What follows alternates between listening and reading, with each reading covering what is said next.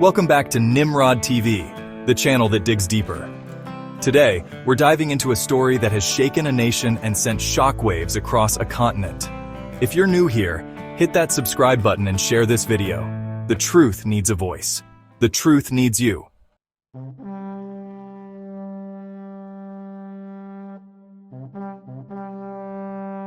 Burkina Faso, a nation grappling with poverty, terrorism, and political instability. A nation where hope is a flickering flame, constantly threatened by the winds of chaos. But amidst the turmoil, a hero emerged. A young captain, promising change, promising a brighter future.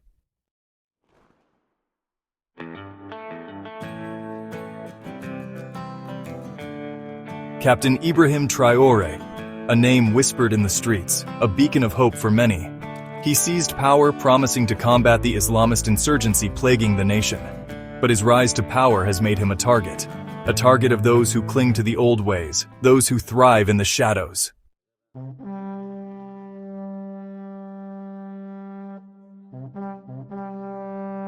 An assassination attempt. A nation holds its breath. Who is behind this audacious plot? What are their motives? And what does this mean for the future of Burkina Faso? Stay with us as we unmask the shadows and reveal the truth behind the assassination attempt on Captain Ibrahim Traoré. The stakes have never been higher. Don't forget to like and share this video to help us expose the truth.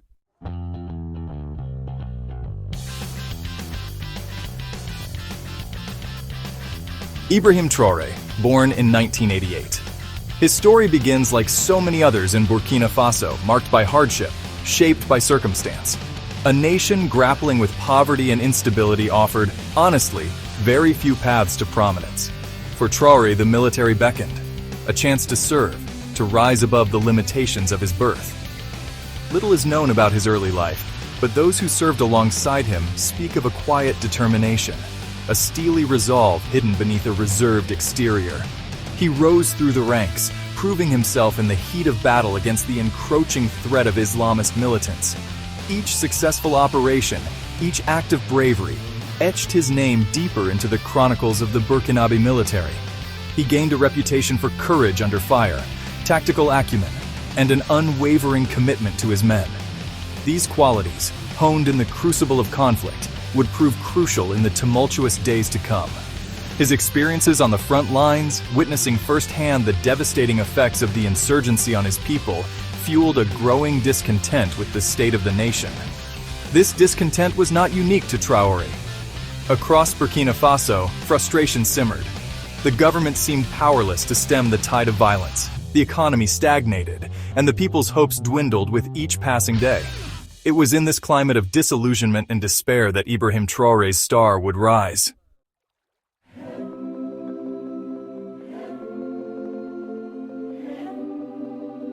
January 2022. The world watched as Burkina Faso was shaken by a coup d'etat.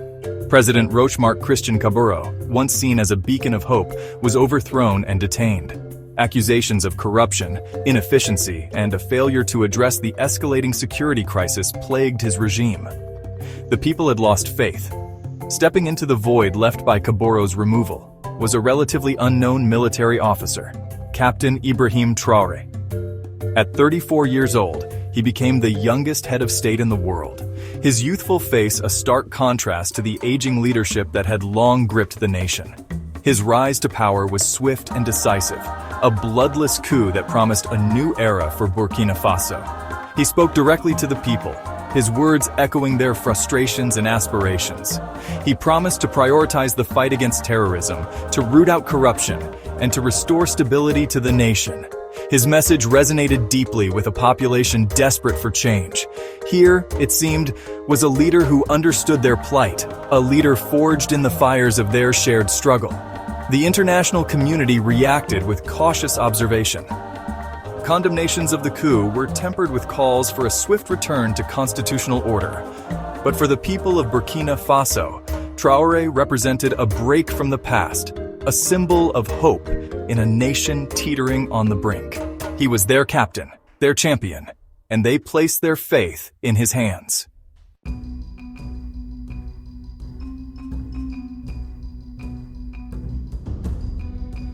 Traore immediately set about making good on his promises. He restructured the military, focusing on training and equipping soldiers to better combat the insurgency. He launched new offensives against the militants, pushing them back from key areas and restoring a semblance of order to regions ravaged by violence. His efforts, while still in their early stages, offered a glimmer of hope in a conflict that had seemed, frankly, intractable. Beyond the battlefield, Traore implemented sweeping reforms aimed at tackling corruption and revitalizing the economy. He fired corrupt officials, streamlined government processes, and sought to attract foreign investment. His actions signaled a break from the cronyism and mismanagement that had plagued previous administrations. The people, inspired by his decisiveness and commitment, rallied behind him. However, Traore's swift rise and ambitious agenda did not go unnoticed. His actions, while applauded by many, also ruffled feathers within the military and political elite. Old power structures, accustomed to operating with impunity, saw their influence waning. Whispers of discontent began to circulate, casting shadows over Traore's nascent regime. The international community, while acknowledging the progress made, remained cautious. Concerns about the long-term implications of military rule and the potential for human rights abuses lingered. Traore, walking a tightrope between the demands of his people and the scrutiny of the world, faced an uphill battle to consolidate his power and deliver on his promises. He had become a symbol of hope, but also a lightning rod for discontent.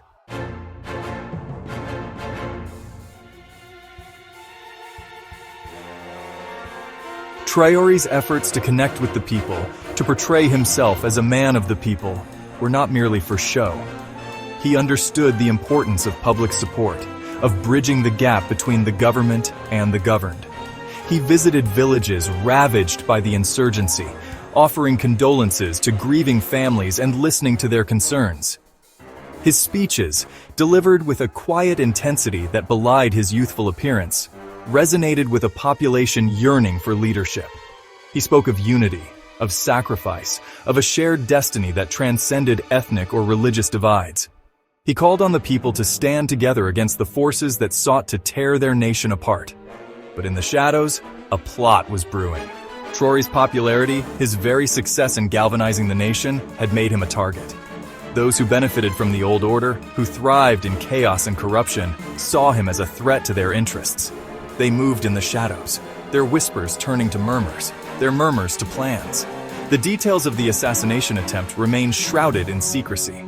What is known is that it was meticulously planned, carried out with a precision that spoke of inside knowledge and significant resources. Traore's security, though bolstered since his rise to power, was breached. The attack, a stark reminder of the fragility of peace and the ever-present danger lurking beneath the surface, sent shockwaves through Burkina Faso and beyond. Don't forget to like and share this video to help us expose the truth. Who wanted Captain Traore silenced?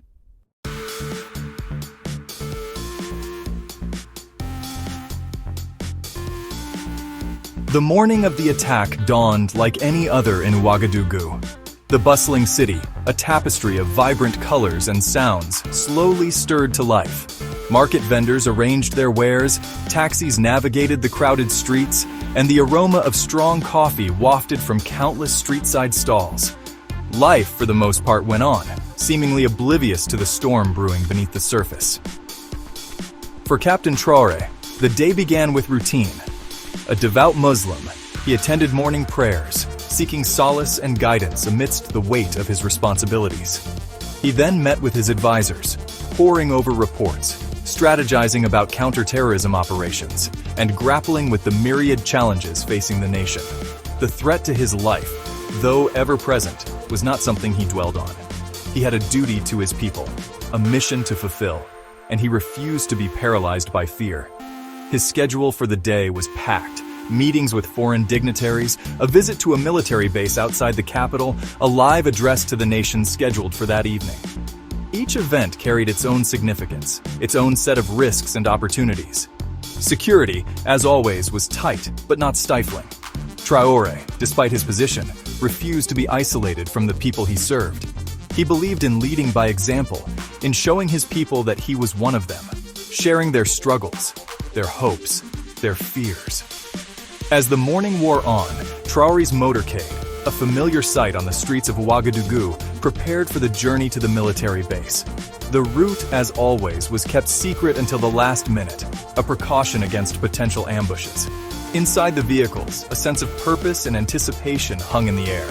The visit to the base was more than just a routine inspection. It was an opportunity for Traoré to connect with the soldiers on the front lines, to boost their morale, to remind them that their sacrifices were not in vain.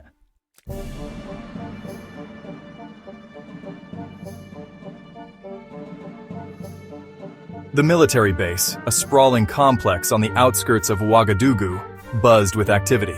Soldiers, clad in camouflage fatigues, went about their duties with disciplined precision. Tanks and armored vehicles stood guard, their presence a stark reminder of the ongoing conflict. The air crackled with a mixture of anticipation and apprehension. The arrival of the head of state, particularly one as popular as Captain Traoré, was always a significant event. As Traoré's motorcade approached the base, a hush fell over the assembled soldiers. They stood at attention, their faces a mixture of respect and admiration, their eyes fixed on the lead vehicle. For many, this was their first glimpse of the young leader who had captured the nation's imagination. He represented a break from the past, a symbol of hope in a nation weary of war and corruption. The door of the lead vehicle swung open, and Traoré emerged, his security detail fanning out around him. A wave of excitement rippled through the crowd. Dressed in military fatigues, his posture upright but relaxed, he exuded an air of quiet authority. He smiled and waved to the soldiers, acknowledging their salute with a respectful nod. There was no trace of fear or nervousness in his demeanor, only the calm confidence of a man who believed in his mission.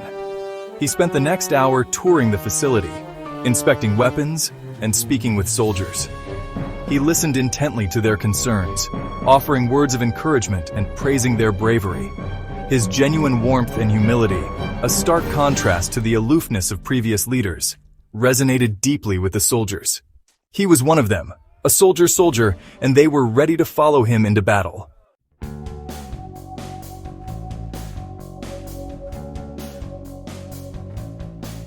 Unbeknownst to Traoré and his entourage, danger lurked in the shadows. A seemingly innocuous street vendor pushing a cart past the entrance to the military base was not what he seemed.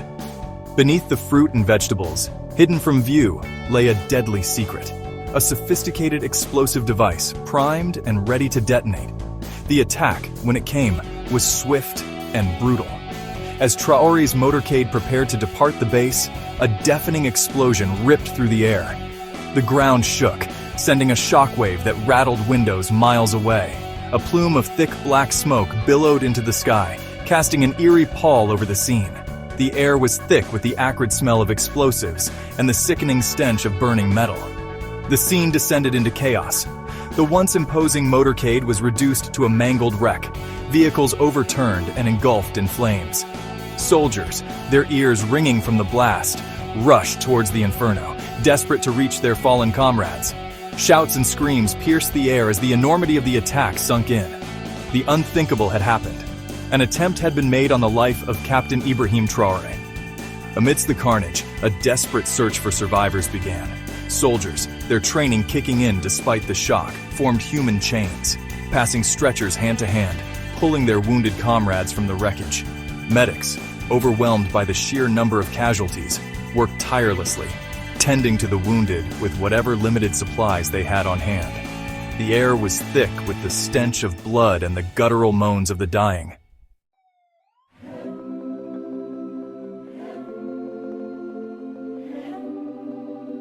News of the attack spread like wildfire through Ouagadougou and beyond. Telephone lines jammed as panicked citizens tried to reach loved ones.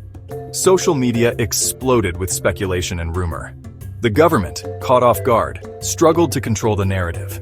The nation held its breath, waiting for answers, praying for the best, fearing the worst. At the presidential palace, a sense of disbelief and anger prevailed. Advisors huddled in hushed tones, their faces etched with worry. Security was immediately heightened, the once bustling corridors now eerily deserted. The nation, so full of hope just hours earlier, was now teetering on the precipice of fear and uncertainty. Hospitals across Ouagadougou were flooded with casualties, their resources stretched to the breaking point. Doctors and nurses, working tirelessly, fought to save lives, their scrubs stained with blood and sweat. Families of the victims, their faces etched with grief and anxiety, crowded the waiting rooms, desperate for news of their loved ones. As night fell, the true extent of the carnage became clear. The death toll continued to rise. Each life lost to tragedy, a family torn apart. The attack, a brazen assault on the nation's fragile stability, sent shockwaves throughout Burkina Faso and beyond. The question on everyone's lips: who was responsible? Don't forget to like and share this video to help us expose the truth.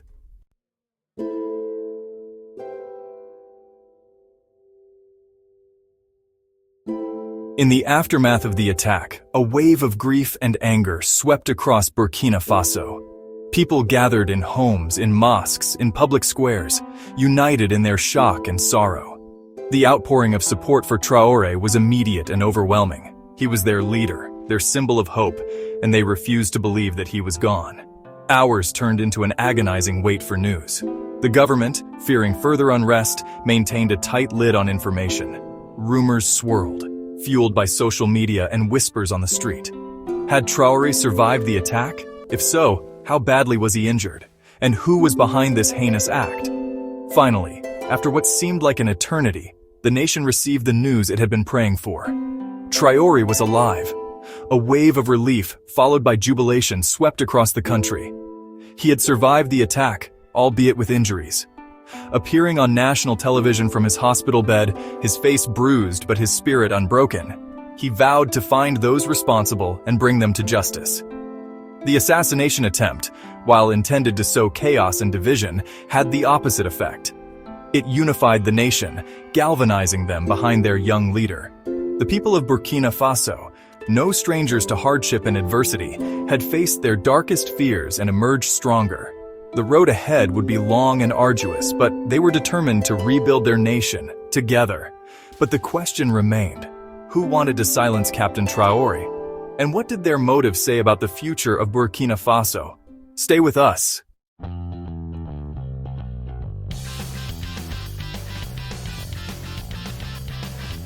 Assassination attempts rarely come from nowhere. They're not impulsive acts, but calculated moves in a bigger game. So, who stood to gain from silencing Captain Traore? The answer, like most things in the murky world of geopolitics, is complex. It's a puzzle box of potential motives, each more tangled than the last. The immediate aftermath of such an event is always a breeding ground for rumors. Accusations fly, fingers point, and the truth becomes a casualty of fear and speculation. It's our job as truth seekers to cut through that noise, to separate substantiated claims from convenient narratives, and examine the suspects with clear, critical eyes. In this case, the list of potential culprits is as long as it is varied. Disgruntled elements within the military, ousted politicians with scores to settle, even international actors with vested interests in the region. All become persons of interest. Each carries their own baggage of grievances, ambitions, and capabilities, making them a piece of this intricate puzzle. But unraveling their motives means understanding the intricate tapestry of Burkinabe politics. It means delving into the nation's history, its power structures, and the intricate web of alliances and rivalries that dictate its course. It's a journey that will take us from the opulent palaces of the ousted elite to the dusty streets where whispers of discontent fester. Don't forget to like and share this video to help us expose the truth.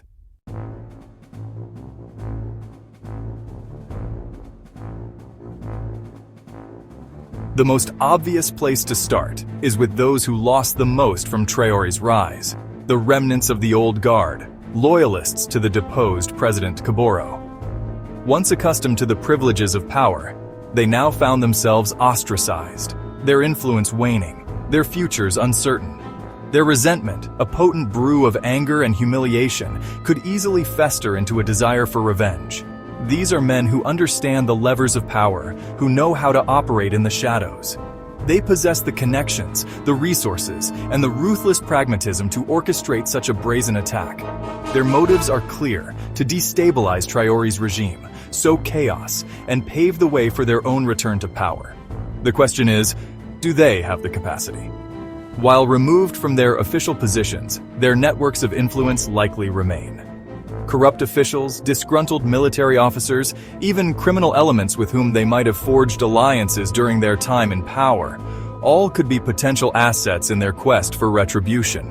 Whether they were directly involved in the assassination attempt is a question for investigators to unravel. But their potential complicity cannot be ignored. Their whispers of discontent, their veiled threats, their very presence in the shadows casts a long shadow over Traoré's regime. They are a reminder that the past rarely surrenders its grip on power willingly.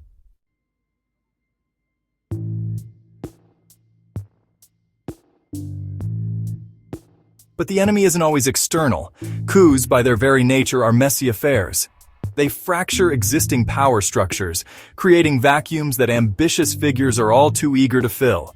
Within the military itself, where loyalty is a fluid concept, rivalries and power struggles are inevitable. Traoré's rapid ascent, while welcomed by many, might have bred resentment among his peers. Those who felt sidelined, passed over, or simply disagreed with his leadership could easily become potential threats. Their motives might not be about restoring the old order, but about shaping the new one in their image. These internal fissures are often the most dangerous. These are individuals with intimate knowledge of Traoré's security protocols, access to weapons and manpower, and the ability to move undetected within the very institutions meant to protect him. They understand the chain of command, the flow of information, the vulnerabilities that an outsider might miss. Investigating such internal threats requires navigating a minefield of loyalties, rivalries, and ambitions. It means questioning those closest to Traoré, scrutinizing promotions and appointments, looking for any signs of discontent or dissent that might have festered into something more sinister. The answers, more often than not, lie in the whispers and rumors that circulate within the barracks, whispered truths that never see the light of day.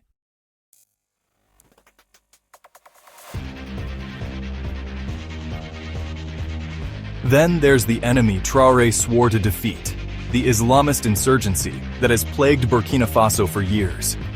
Groups like Ansarul Islam and the Group for the Support of Islam and Muslims, with their ties to Al-Qaeda and ISIS, have a vested interest in seeing Traoré removed.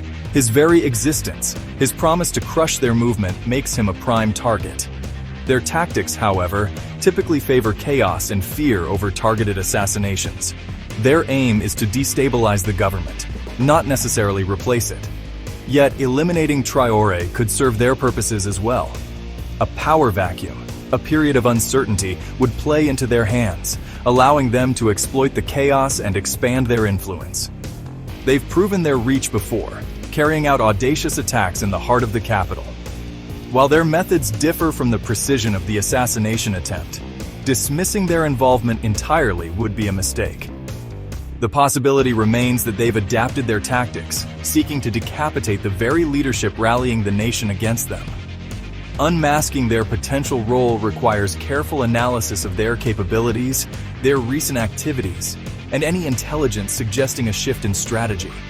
It means infiltrating their networks, intercepting communications, understanding their chain of command, and uncovering any potential links, however tenuous, to the events surrounding the assassination attempt.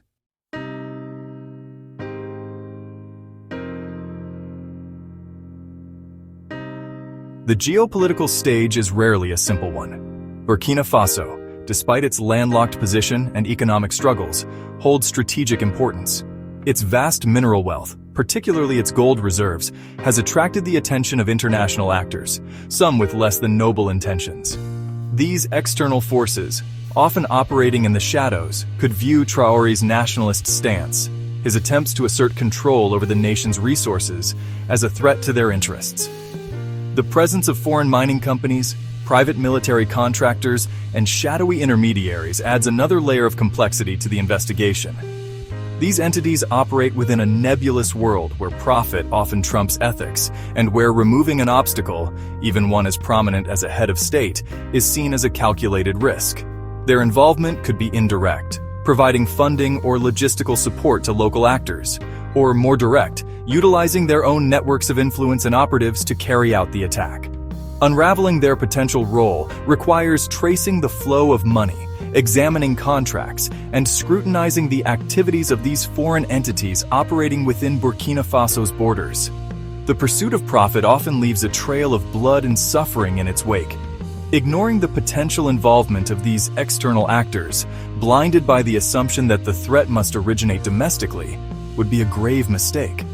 The truth, as always, lies in following the money, in understanding who benefits most from Traoré's removal and what role these shadowy international players might have played in the shadows. Don't forget to like and share this video to help us expose the truth.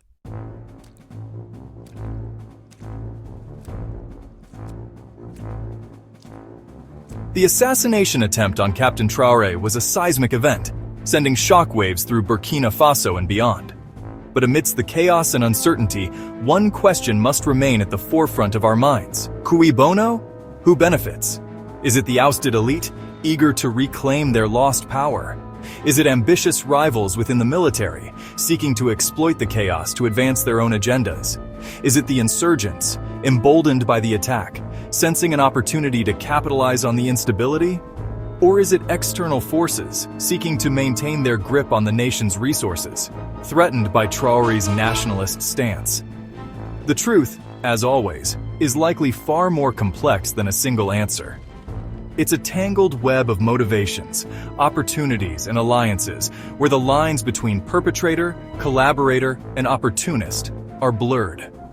Unraveling this web requires meticulous investigation, careful analysis, and a willingness to follow the evidence wherever it may lead. The road ahead is fraught with challenges, but the pursuit of justice, the need to hold those responsible accountable for their actions, demands that we continue to ask difficult questions, to challenge assumptions, and to never lose sight of the truth. The future of Burkina Faso, its hopes for peace and stability, depend on it. Stay with us as we continue to unmask the shadows and expose the truth behind the assassination attempt on Captain Ibrahim Traoré.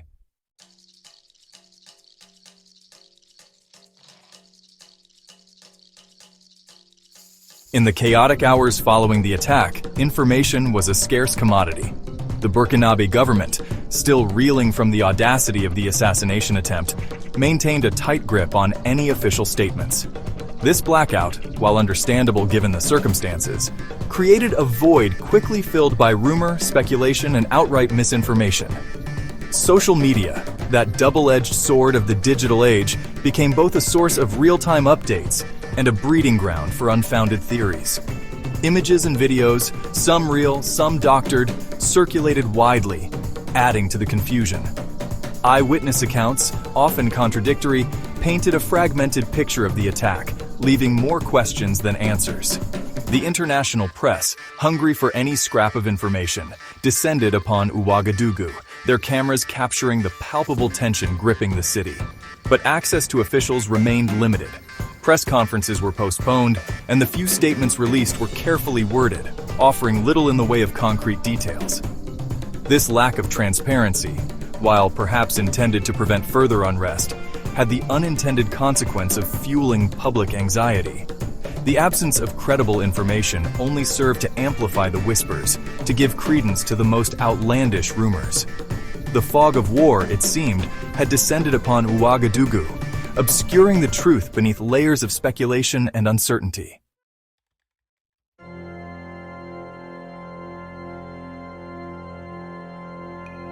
In the absence of official confirmation, whispers became currency. Within the bustling marketplaces, the clandestine meeting rooms of political hopefuls, and the hushed conversations behind closed doors, theories were traded and debated. Each whisper, regardless of its veracity, held a grain of truth, a reflection of the fears and suspicions that simmered beneath the surface.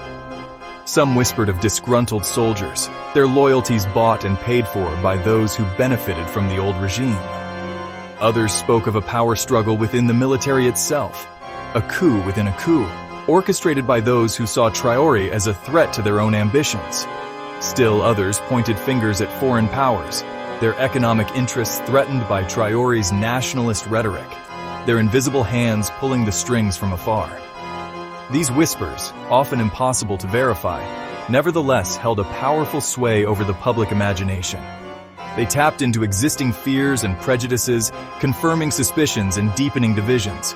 The line between truth and fabrication, always tenuous, became increasingly blurred. Distinguishing credible leads from baseless speculation became a Herculean task. Every piece of information, every rumor, every whisper had to be carefully scrutinized, its source evaluated, its potential biases taken into account. The truth, elusive as ever, lay hidden beneath layers of conjecture, half-truths, and deliberate misinformation.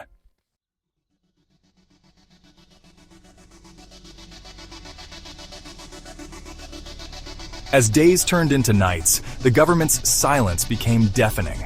Press conferences, initially promised, were postponed indefinitely. Spokespersons, when they did appear before the cameras, offered carefully worded statements, devoid of specifics and heavy on platitudes. The investigation, they assured the public, was ongoing, but its progress, if any, remained shrouded in secrecy. This lack of transparency was justified, at least officially, as necessary to protect the integrity of the investigation. Releasing sensitive information, they argued, could jeopardize the pursuit of justice, allowing the perpetrators to evade capture or destroy evidence. Public pronouncements, they insisted, would come at the appropriate time, once concrete findings had been established. However, this calculated silence also served another purpose. It allowed the government to control the narrative. By withholding information, they could prevent leaks that might contradict their version of events. Leaks that might implicate individuals or groups they were not yet ready to expose. The truth, for the time being, remained a closely guarded secret, its release contingent upon political expediency. This strategy, however, came at a cost. The longer the silence persisted, the louder the whispers grew. Public trust, already fragile, began to erode, replaced by suspicion and distrust. The government's reassurances, once met with cautious optimism, now rang hollow. The demand for answers, for accountability, could no longer be silenced.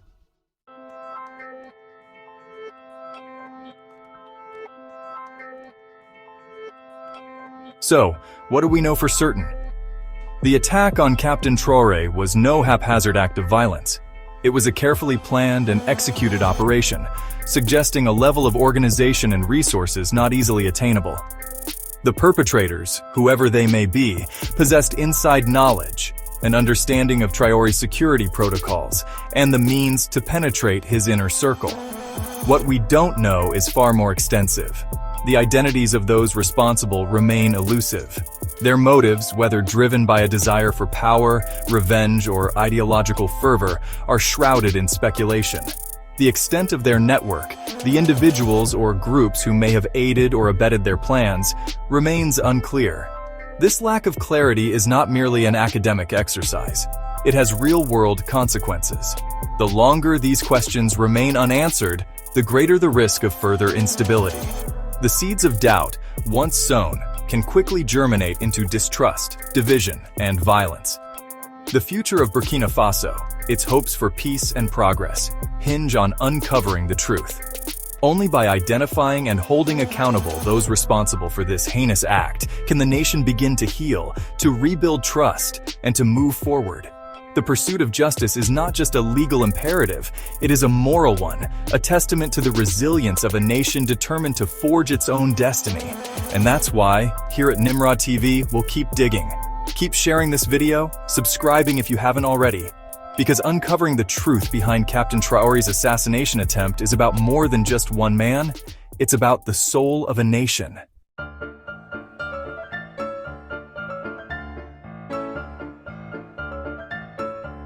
The assassination attempt sent shockwaves through Burkina Faso, leaving the nation reeling in its wake. The initial relief at Captain Traoré's survival quickly gave way to a sobering reality. The attack, regardless of who orchestrated it, exposed the fragility of peace and the deep divisions plaguing the nation. Fear, like a suffocating fog, settled over Ouagadougou. The bustling streets, once brimming with life, grew quiet as people retreated indoors, afraid to become the next victims of an invisible enemy. Markets, usually vibrant hubs of commerce, saw dwindling crowds, their colorful stalls a stark contrast to the somber mood. Security, already tight in the wake of the coup, was further heightened. Checkpoints sprouted at every major intersection, manned by soldiers with fingers nervously hovering near triggers. The constant presence of armed guards served as a constant reminder of the attack, reinforcing the sense of vulnerability that permeated everyday life. Captain Traore, though physically recovering, faced the daunting task of healing a nation fractured by violence and uncertainty. His words, broadcast from his hospital bed, called for unity and calm. But the echoes of the explosion, both literal and metaphorical, continued to reverberate through the streets and homes of Burkina Faso.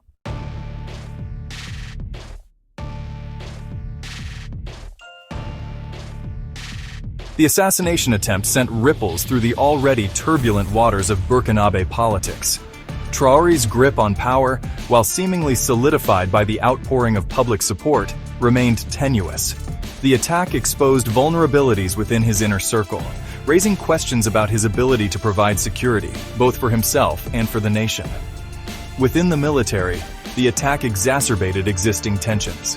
Factions, previously content to operate in the shadows, now saw an opportunity to exploit the situation, to advance their own agendas under the guise of concern for Traore's safety and the nation's stability.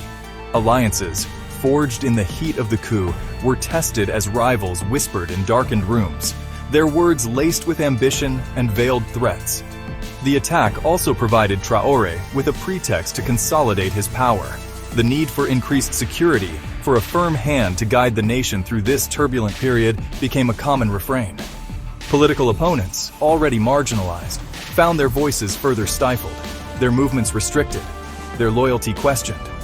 The line between necessary precautions and a power grab, always blurry in such situations, grew increasingly difficult to discern. The international community, while condemning the attack, watched with a wary eye.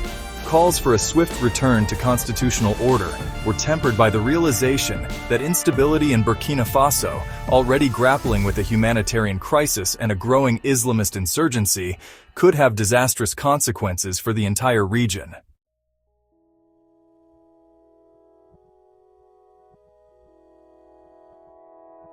The tremors from the assassination attempt were felt far beyond Burkina Faso's borders. Neighboring countries, many grappling with their own fragile security situations and the spillover effects of the Sahel's growing jihadist insurgency, watched with a mixture of concern and apprehension. The Economic Community of West African States, or ECOWAS, already struggling to contain the fallout from a series of coups in the region, faced renewed pressure to act decisively. Sanctions already imposed on Burkina Faso following Traore's takeover were unlikely to be lifted anytime soon, further isolating the country and, hindering its ability to address its numerous challenges. The attack also raised fears of a domino effect. Could the success of the assassination attempt, even if it ultimately failed to kill Traore, embolden similar plots in other fragile states? The Sahel, already a tinderbox of ethnic tensions, religious extremism, and competition for scarce resources, could ill afford further destabilization. The international community, led by France and the United States, faced difficult choices. Increased military aid, while potentially helping to bolster security forces in the short term, risked further militarizing the region and exacerbating existing tensions. Diplomatic efforts, focused on promoting dialogue and reconciliation, faced an uphill battle in a region where mistrust ran deep and the cycle of violence seemed intractable.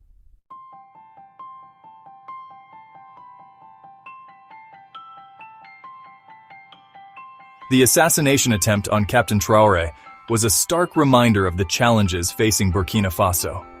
It exposed the fragility of peace, the deep divisions within society, and the long road ahead before true stability and prosperity could be achieved. Yet, amidst the uncertainty, there remained glimmers of hope.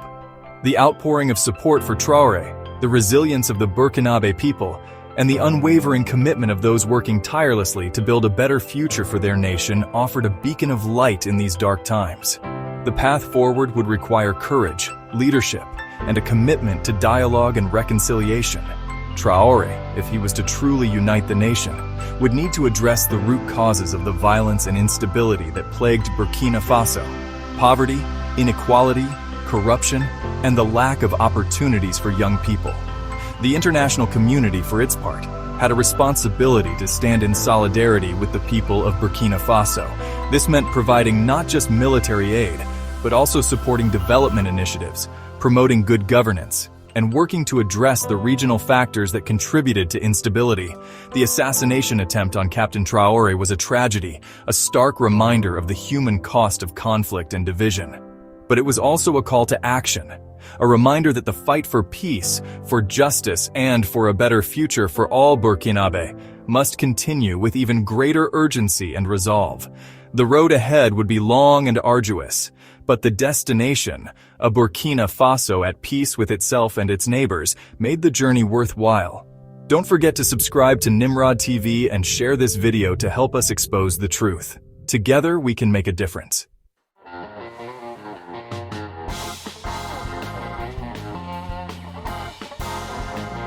The assassination attempt on Captain Ibrahim Traoré remains shrouded in unanswered questions. The investigation, if indeed it is being conducted with the diligence and transparency it demands, has yielded few public conclusions. We are left to grapple with the weight of speculation, of whispers and rumors that swirl in the vacuum of confirmed facts. Who truly orchestrated this brazen attack? Was it the desperate act of a fading regime, clinging to the vestiges of power? Did rival ambitions within the military itself boil over into violence?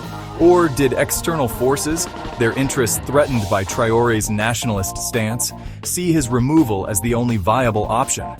These questions linger, not simply as matters of historical curiosity, but as stark reminders of the challenges facing Burkina Faso. The lack of concrete answers, the lingering sense that the truth remains elusive, casts a long shadow over the nation's future. Without accountability, without a clear understanding of the forces at play, true healing remains elusive.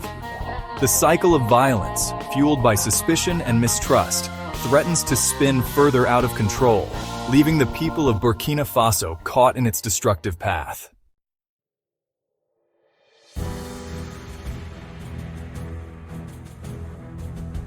The official silence surrounding the investigation is perhaps the most troubling aspect of this entire affair. While it might be understandable in the immediate aftermath of such a shocking event, the continued lack of transparency raises more questions than it answers. It breeds suspicion, fuels conspiracy theories, and really undermines public trust in the very institutions meant to protect them. Is this silence born of incompetence, a reflection of a government ill-equipped to handle the complexities of such an investigation? Or is it a deliberate tactic, a way to control the narrative, to shield those in power from scrutiny, to prevent uncomfortable truths from coming to light? Whatever the reason, the consequences are clear. The longer the silence persists, the deeper the roots of suspicion take hold. The void left by official information is quickly filled by rumor, by speculation, by those with their own agendas who seek to exploit the uncertainty for their own gain. The people of Burkina Faso deserve better. They deserve answers. They deserve to know who sought to rob them of their chosen leader, to plunge their nation back into chaos. They deserve a government that is accountable, transparent, and committed to the pursuit of justice, no matter how uncomfortable the truth may be.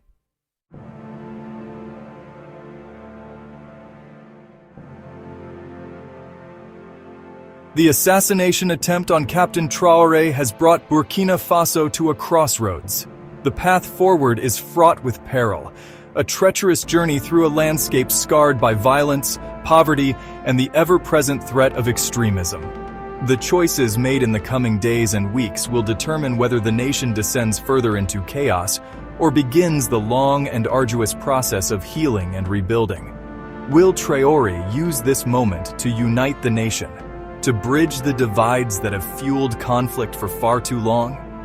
Or will he succumb to the temptations of power, using the attack as a pretext to consolidate his grip, to silence dissent, to further erode the already fragile foundations of democracy? The international community, too, has a role to play.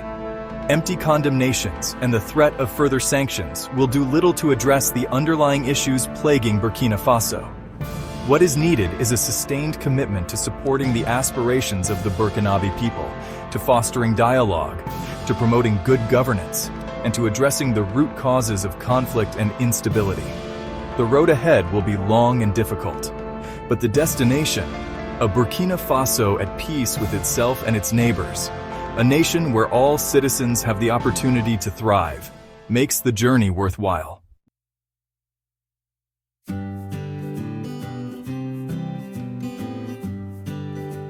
Throughout this investigation, one theme has remained constant: the importance of truth. Truth as a shield against the corrosive effects of rumor and speculation. Truth as a foundation upon which to build trust, accountability, and lasting peace. Truth as a catalyst for justice, for healing, and for reconciliation. The attempt on Captain Traoré's life was not just an attack on one man. It was an attack on the very idea of truth itself. It was an attempt to sow chaos, to spread fear, to keep the people of Burkina Faso in the dark, perpetually caught between competing narratives, unable to discern fact from fiction. But the truth has a way of emerging, no matter how deeply it is buried.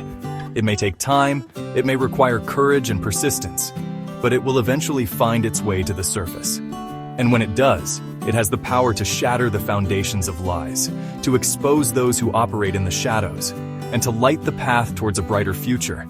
That is why it is so crucial that we, as citizens, as journalists, as human beings, remain vigilant in our pursuit of truth. We must demand transparency from our leaders, hold them accountable for their actions, and never allow ourselves to become complacent in the face of injustice or oppression.